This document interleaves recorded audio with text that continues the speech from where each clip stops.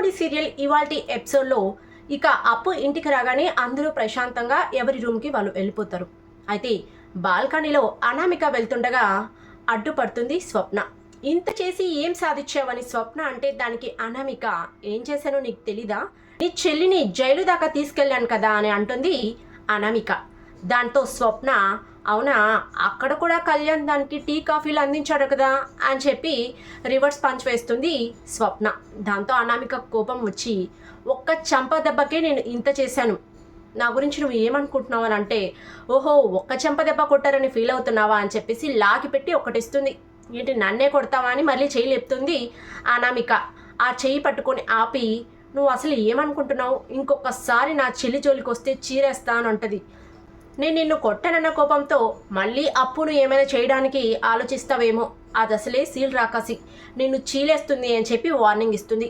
ఇక కోపంతో రూమ్లోకి వెళ్తూ ఉంటుంది అనామిక. అంతలోపు రూమ్లో కళ్యాణ్ అప్పుకు ఫోన్ చేస్తాడు. మళ్ళీ సారీ బ్రో, నా వల్ల ఇదంతా జరిగిందని వాళ్ళు మాట్లాడుతూ ఉంటారు. మాట్లాడుతున్నాడని కోపంగా వచ్చి కళ్యాణ్తో, నీకు ఇంత జరిగినా సిగ్గు రాదా అని అంటుంది. రాదు అని అంటాడు కళ్యాణ్. నువ్వు ఏదో ఇంతవరకు చేస్తుంటే ఏదో చిన్నపిల్లతనంతో పెంకితనంతో చేస్తున్నావని అనుకున్నాను, కానీ ఇంత దూరం వెళ్తావని అనుకోలేదు. నువ్వు అసలు మారవా అంటే మారదామని అనుకున్నాను, కానీ నువ్వు ఇంత చేశాక నేను అస్సలు మారను ఎదురు సమాధానం చెప్తాడు కళ్యాణ్. ఎలా మారవో నేను చూస్తాను అని మనసులో అనుకుంటుంది అనామిక.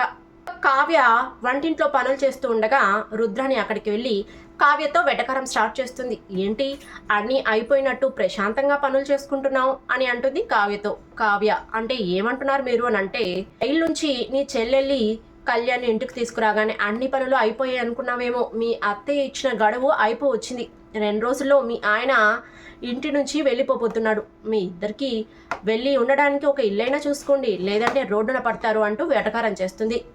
అందుకు కావ్య, మేము అసలు ఎందుకు వెళ్తాం, చాలా కాన్ఫిడెంట్గా మాట్లాడుతుంది కావ్య. దాంతో రుద్రాని, చాలా కాన్ఫిడెంట్గా ఉన్నట్టున్నావు, అన్ని నువ్వు అనుకున్నట్టుగానే జరగవు, అంటే మీ అత్తయ్యకి ఎదురు తిరగబోతున్నావా అని అంటుంది రుద్రాని.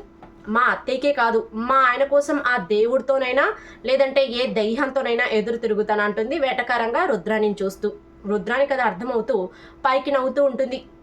మీరు అది ఎలా కవర్ చేస్తారండి, లోపల మండుతూ ఉన్న పైకి అలా నవ్వుతూ ఉండటం బాగా ఎక్స్పీరియన్స్తో కూడుకున్న అలవాటు అనుకుంటా, చూపిస్తా, ఏదో ఒక రోజు మీ ఒరిజినల్ ఫేస్ ఎలా ఉంటుందో అందరి ముందు చూపిస్తాను అని సవాల్ విసురుతుంది రుద్రానితో. వాళ్ళ అత్తయ్య ధాన్యలక్ష్మి ఎదురు పడుతుంది.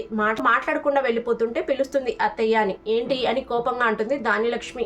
వెళ్ళిపోతున్నారు అంటే, ఏం మాట్లాడమంటావు, నువ్వు చేసింది ఏమైనా చిన్న విషయమా, నీకేమైనా తక్కువ చేశానా, నేను వాడికంటే ఎక్కువ నిన్ను సపోర్ట్ చేస్తే ఈరోజు నా కొడుకుని వెళ్ళి జైల్లో కూర్చోబెడతావా అని చెప్పేసి తిడుతుంది ధాన్యలక్ష్మి. ఏం చేయమంటారు, ఇంకా ఆ అప్పు కోసం ఇంకా తప్పలేదు అని అంటే, అప్పుని ఏమైనా చెయ్యి, అప్పు అలాంటిదేమో కానీ నా కొడుకు అలాంటి వాడు కాదు, నువ్వు మచ్చ వేసింది నా పెంపకం మీద. సారీ అత్తయ్య అని అంటే, నేను కూడా నీకు సారీ చెప్తున్నాను, నేనైతే నీతో మాట్లాడలేను, నువ్వు చేసిన తప్పు చిన్నది కాదు అని చెప్పి వెళ్ళిపోతుంది ఇక ధాన్యలక్ష్మి. అవగానే సుభాష్ వాళ్ళ నాన్న దగ్గరికి వచ్చి ఆఫీస్ పని మీద బయటకు వెళ్తున్నానని, డాక్యుమెంట్స్ కూడా తీసుకువెళ్ళాలని, స్వప్నతో ఉన్న డాక్యుమెంట్స్ కూడా తెమ్మని స్వప్నకు చెప్తారు. సరే అని చెప్పేసి రూమ్లోకి వెళ్ళి డాక్యుమెంట్స్ అన్నీ వెతుకుతుంది అమాయకంగా స్వప్న. కానీ డాక్యుమెంట్స్ ఎక్కడున్నాయి, రాహుల్ ఎప్పుడు తీసుకెళ్ళి తాకట్టు పెట్టాడు కదా. ఇక ఎంతసేపటికి కనిపించకపోయేసరికి రూమ్లోకి వచ్చి హాల్లో అందరి ముందు చెప్తుంది, డాక్యుమెంట్స్ నేను చాలా వెతికాను, ఎక్కడ ఉన్నాయో కనిపించలేదు అని. అందరూ ఒక్కసారిగా షాక్ అవుతారు, ఇంట్లో ఉన్న డాక్యుమెంట్స్ ఎక్కడికి వెళ్తాయి అని చెప్పి. ఇక రుద్రాని చిన్నగా, జాగ్రత్తగానే పెట్టావా లేదా ఎక్కడైనా తాకట్టు పెట్టావా అని అంటుంది. తాకట్టు పెట్టడానికి నేను మీలా మీ కొడుకులా కాదు, అసలు తాకట్టు అన్న పదం ఎందుకు వచ్చింది, నేను జాగ్రత్తగానే పెట్టాను, ఎక్కడికి వెళ్ళాయి అని చెప్పేసి స్వప్న ఎదురు తిరుగుతుంది రాహుల్కు, రాహుల్ వాళ్ళ అమ్మకు. లేదక్క ఒకసారి బాగా వెతుకు అంటే, బాగా వెతికానే, నీకోసం ఇంకొకసారి కూడా వెతుకుతాను అని చెప్పి మళ్ళీ వెళ్ళి వెతుకుతుంది. అయినా కూడా పేపర్స్ దొరకవు. ఇక రాహుల్ రుద్రాని మాట్లాడుతూ ఉంటారు పక్కకెళ్ళి.